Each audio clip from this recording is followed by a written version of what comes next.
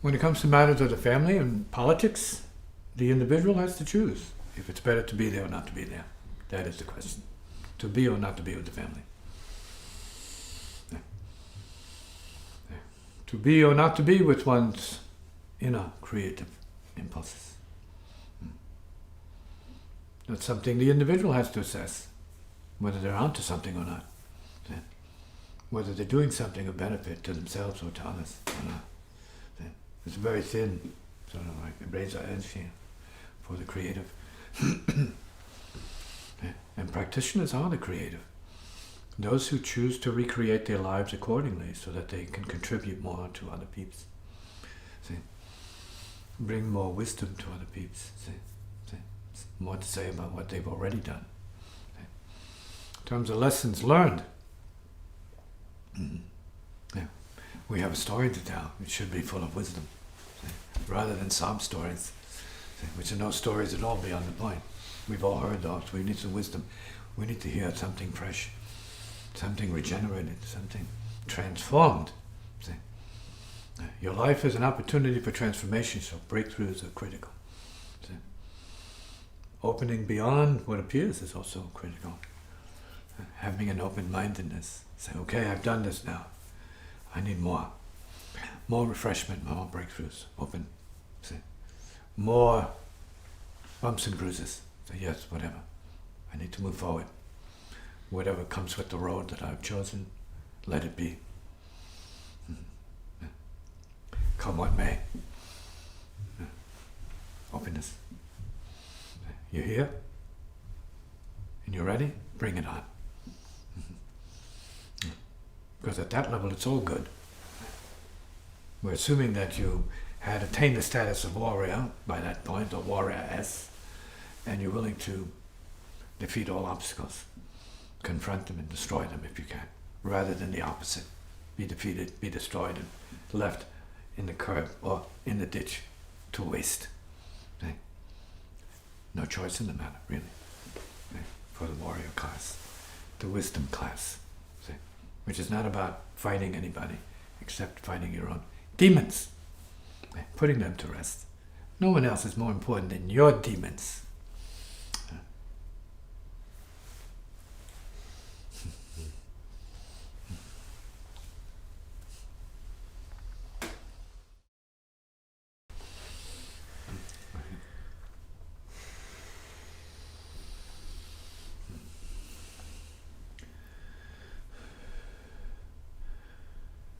So you're saying, you made this proposition in a way, it's paradoxical, where you love yourself, you gotta love yourself, and then you hate what you're doing. That doesn't make any sense. That's like really broken. That's a breakdown. You're ready for a breakdown. You need a breakthrough. That means you need to pull them together. See, you love yourself to do what you have to do. See, and you extend that love of what you have of yourself to doing what you know you need to love, and you should be loving. So that it's about love, it's not about schism. It's not about hating yourself. And try to love yourself. I mean, you have to feel okay with what you are, what you have. But then the question is, what is that you have and what you are that's worth loving? Yeah. Mm-hmm. So ordinarily, what does an ordinary person have? Was it materials? Right? Or lack of materials, and is wanting materials? So that's suffering. They have to find out how to create that, fill that void. You have to attract that somehow. Not by positive thinking particularly, no, it doesn't come that way. See? There's an alignment that's necessary for things to come. See? So you have to learn how to create phenomena. That's what practice is about, cause and effect. You start from scratch. So you go back to nothing, your nothingness, your original nothingness. You start to recreate everything from there. You become the great architect of your life. Right.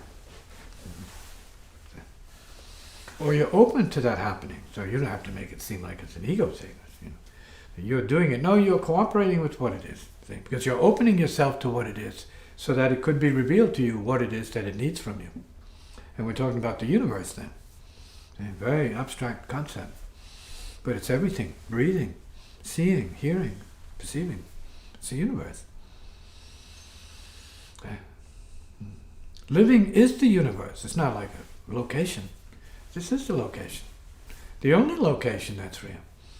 And this location as a center includes all of the extensions, see? The infinite. See? But it's centered upon or from the living being as center, as the sun of your universe, sun of your solar system. So you have to reassess what it is that you are, that you say you are, and what it is that you have when you say you have.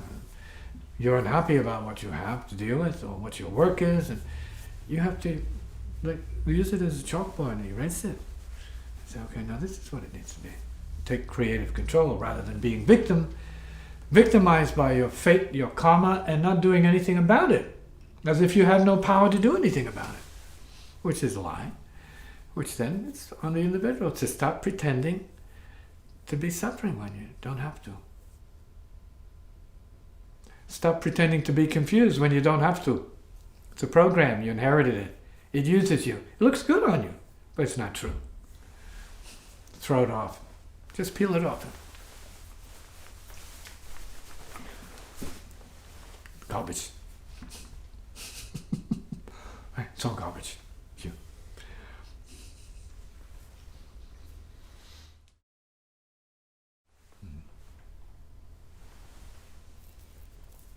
So when you chance upon, let's say, the issue of practice, but you don't really know what it is, right? You've heard about it. And you hear people talking about it, but you're not really, let's say, resonating with it in a sense. I mean, you know about it, and it's comforting to be around the practice. What's missing there is the need for self-mastery. Because if you have any of that in you, you say, no, practice is about getting it together completely, radically. See? The whole life, pulling it all together. No longer is a puzzle, now it's like a salad, or maybe less, a soup. You put all the ingredients. With a salad, you start with a salad, and you put it into a pot, some broth, and it's the soup. Just drink it.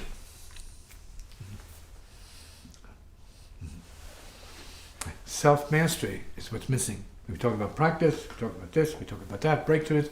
There has to be the impulse of mastery, which is your impulse to be free. No impulse for freedom, because you're so buried in your own ancestral garbage. See?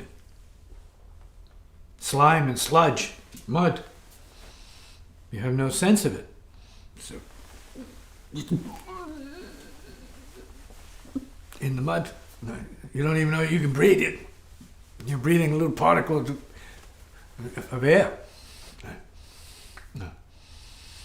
You have to find your way to the surface, where you can actually be free to breathe. Practice is about assuming the freedom to breathe properly, consciously, to great effect. Even to sublime effect. Forget about just great effect. That's good. Sublime effect.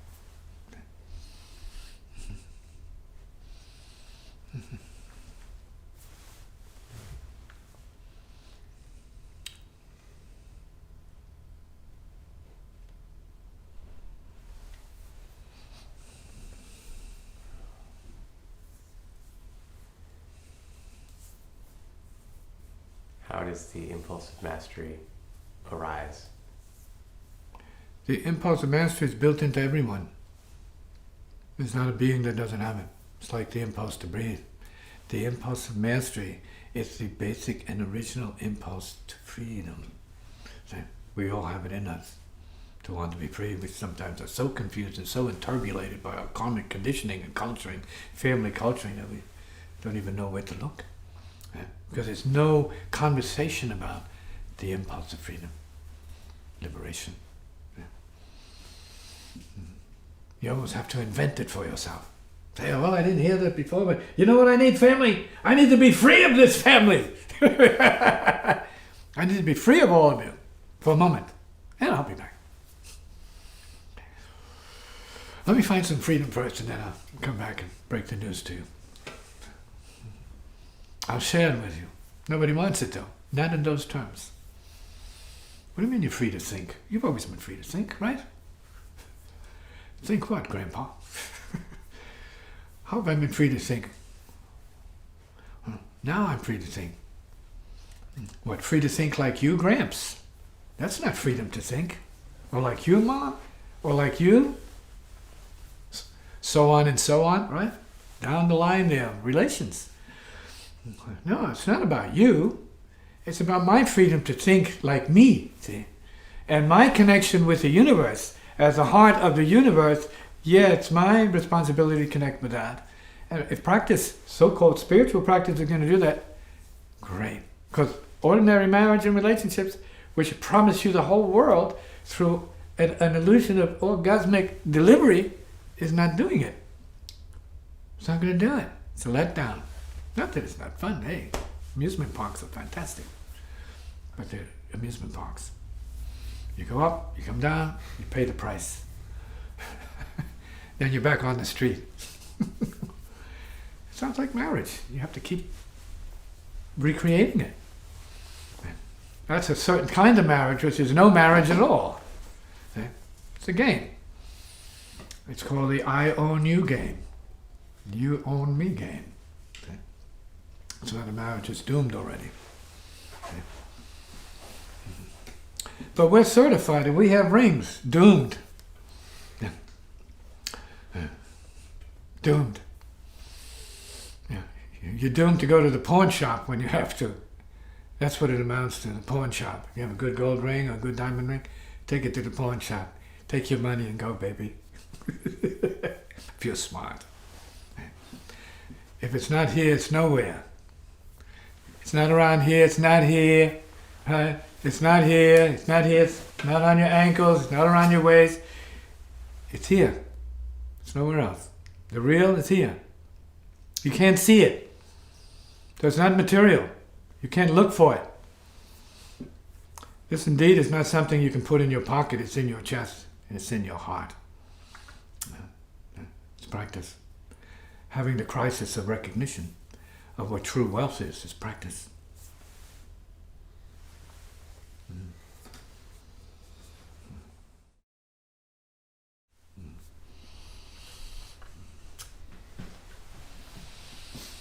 So it's not one thing that is the path. Again, if the path is breathing in a conscious way, in a certain way relative to a viewpoint of what is and what isn't, and that means everything.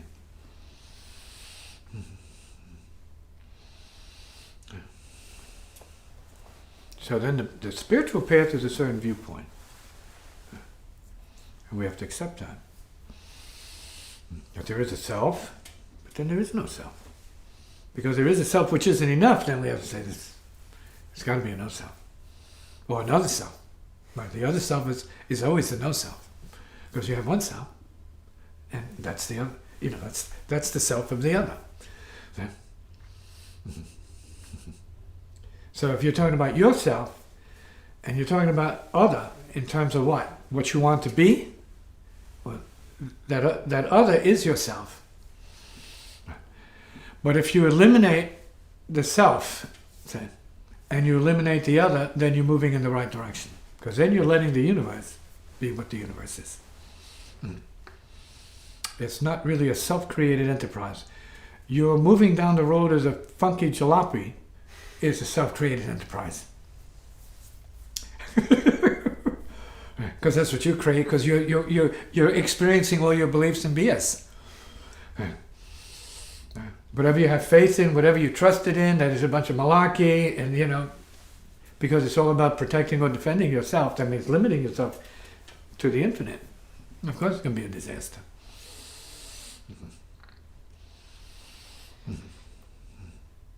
So you take self out of the equation and you put in, let's say, the universe, or being. Or put in breathing, that's even better. Just breathe. I'm a breather. I am breathing. Perfect. It's true. Now, I am the body breathing and releasing everything all the time.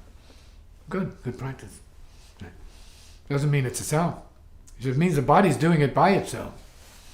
And you don't have much choice in the matter. Unless you want a real fight on your hands. Prevent yourself from breathing.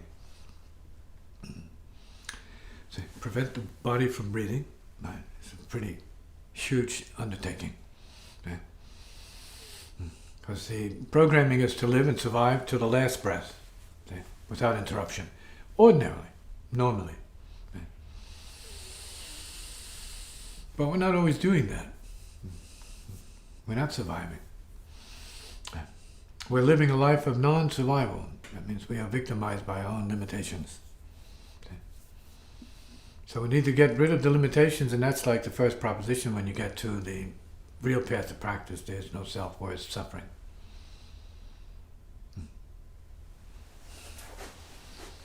If you don't have a self, how can you complain about anything? Who did it? If not you, yourself. Yeah. You need a self to suffer anything. Without the self, everything is like gone. But then everything is here properly. Because the self is not the total. The self is just this tiny little squeak. That's good enough for me. I'm just this.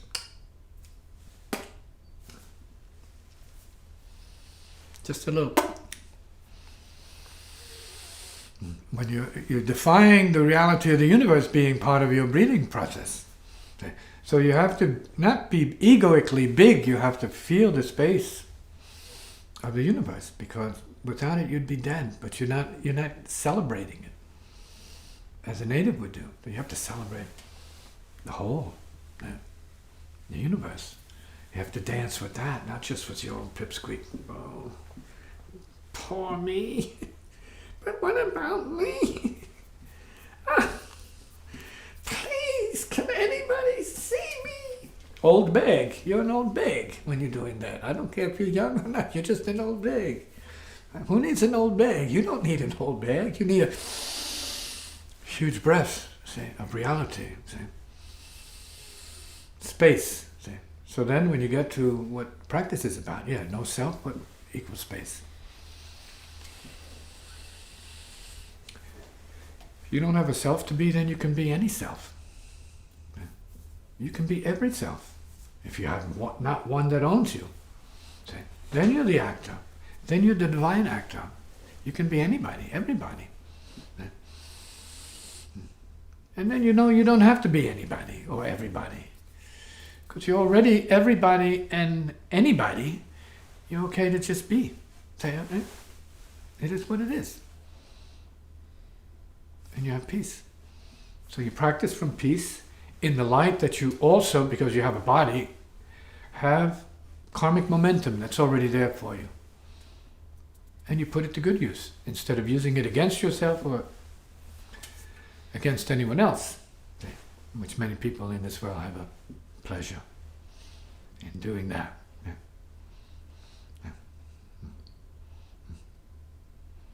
So these are issues relative to practice. Because what are you getting to? You say, well, I want to take the self-mask off. I want to forget about others because, I'm divided. If it's self-others, I care too much for others, and that's part of a schism. Say, good, put that aside. And then I say, well, what's next, Pete? What's more important to you? Self? If it's not self and it's not others now that you're on the path of practice, what is it? Maybe it's the heart. Maybe that thing you have in your chest has more to do with another universe than you ever cared about, because for the most part you never think about it because it's not broken.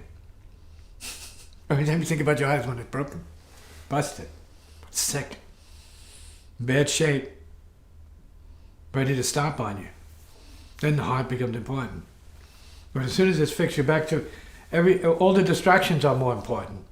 Practice, the distractions disappear because you know what they are. You say, no, it's not about that. The universe hasn't changed, everything is still there, but you're not aligned to being distracted. You don't make yourself victim of distractions. That's not in the mix. Former mastery system I was with said, no, the masters are on the outflow. They're not taking anything in but light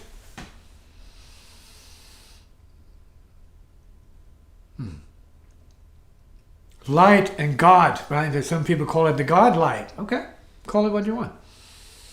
And we can take that in. I'm going to have some God light for breakfast tomorrow morning. Wise person, good. If you could do that. I'd rather have it now, though, so I'll have to breathe it in now, because that's the only way it's going to get in my system. Okay. So, good practice then. But what you're doing then is feeling more the total picture, which is what is absent when you're in your little hubble, your little cocoon, as it's called in the Dhamma. Isolated in your, like frog in the well, mind. You know. Did I hear a frog? No, it's far away. Oh, it's in the well. Oh, yes. Hello, Miss Frog. Yeah, like that. Right. So practice is the expanding of intelligence and awareness and heart capacity at the same time. Talking about your brain, talking about your heart, talking about your purpose. So it becomes bigger. And we say it's spiritual, but we better say it's creative, because that's what it really is. Not just spiritual, whatever that means to some people. That means like outside of the material. No, it's definitely the essence of the material. So it has the power to transform the material. That's the spiritual, see? The creative. Whatever it is, depending on your inclinations, depending on your karma, your conditions, see? Your abilities and your drives, put to good use, is a transformational vehicle in the world, see? Whatever it is. So the practice is huge. Yeah, it's a huge undertaking. It's for the creative. It's the mountain climber, yes, sure. Yeah. So to speak, right? The astronaut. And beyond that, it's more than that. See? It's the sound traveler. So we have to imagine ourselves as a sound traveler, not just an astronaut. That's depending upon a ship. See? No, we have the ship. We are the ship here. You are the ship. You're the sound ship. Nothing you do is without vibration. Without vibration, you have no existence. So you are the sound ship. You are the vibrator. You're the vibrator. You're the living being.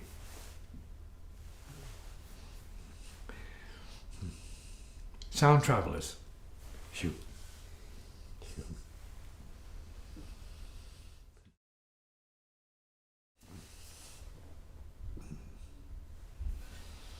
Yeah, soul is the power source. What is soul? We're not talking about the medieval concept of soul, an entity that can go to heaven or hell. This is not about that. We're not talking about that. We're talking about soul as awareness itself. Consciousness. Knowingness. Soul. Capital S. Awakeness. Soul is awakeness. Basic awakeness. There's your power source, above all other power sources. And only when you get to practice do you really know what that is and how to use it. For the engine it is. For the most part, just like the heart is shut down until real love comes up, the mind is shut down until real inspiration comes up. And real, let's say the ability to be liberated is dormant until the teacher comes up, let's say, or the spiritual friend. And I'm saying it could be anything that you could call a teacher. It could be an animal. And then all of a sudden the animal does something and you just wake up and say, wow. And the animal doesn't know what it's doing. It doesn't think about waking you up. And so the animal woke you up and says, well, what happened to her? What's happening to this person? I didn't do anything but just be myself, so to speak. I'm just a cat, licking my tail or something. And then there's this illumination, mind-blowing, awakeness. It could happen because that event is a cosmic event at this level. Anything and everything is a cosmic event at this level. Nothing is insignificant. It's all significance. Because when you have that kind of awakeness, then you see from an atomic level, so to speak. You see the universe differently. It's all the same appearing, but it's not the same anymore. Your perceptions are not the same anymore.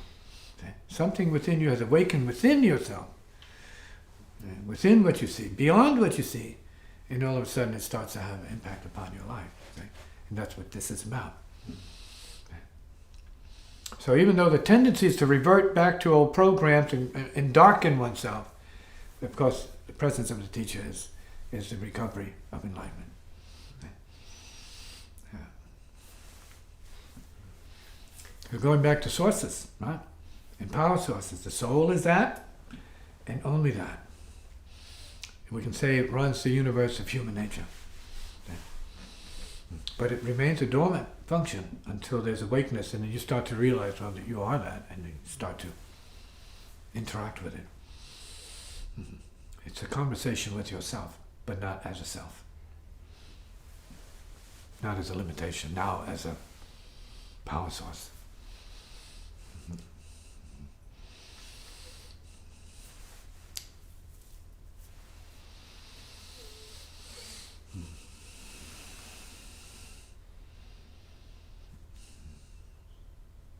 And you find that out eventually.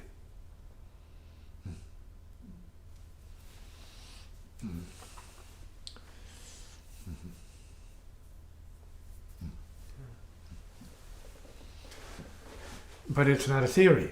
Right now it's a conversation. No, but it's a rude awakening. Like earlier. Cinemascopic. Cecil B. DeMille type. Boom! Bam! What? Wow!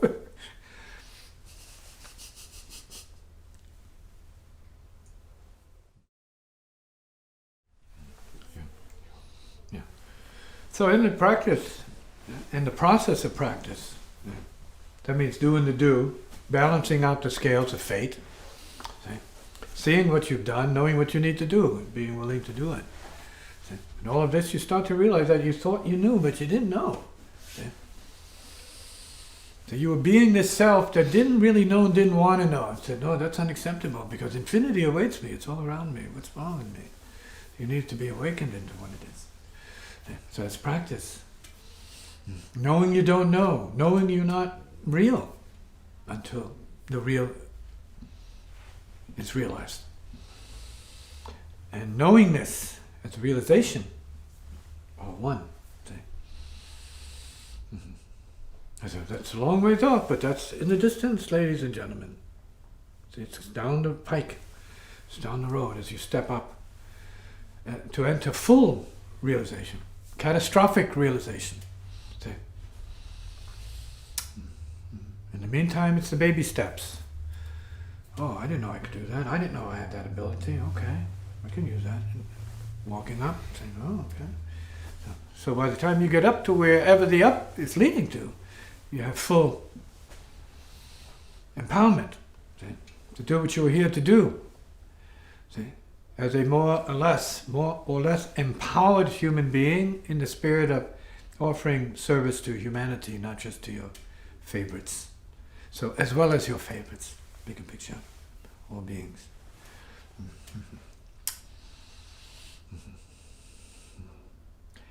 So often we come upon these events that we see around us that happened, as earlier this evening, where you had no control. You saw that there was something of a higher thing going on here that almost seems to know you better than you think and know yourself, and knows what you need better than you had prescribed for yourself.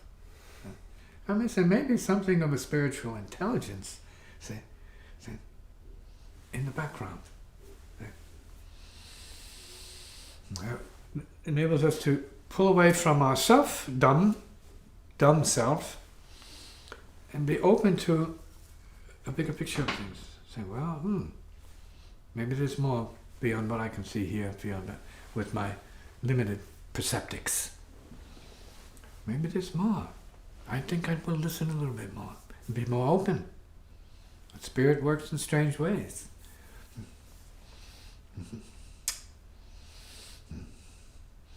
I think I'm done flying blind. Now I know there's guidance out here. Now I'm flying with my eyes Flying with my hands and my mind and my body. Flying now. In control. Not absolute control, but in co-control with the forces that be, that I'm at the mercy of. Okay? So to speak. The benign forces of the spiritual, the creative forces. Okay? That would have each one recovered to their fullness. Their sanity, their dignity, their integrity, their harmony. Their proper resonance as a universal being. Heart is the universe is the heart. Collapsing the schism. There's no difference. It is what it is. Everything is it. It is everything. And because of that, it is nothing. And in the everything's nothingness, you have your peace.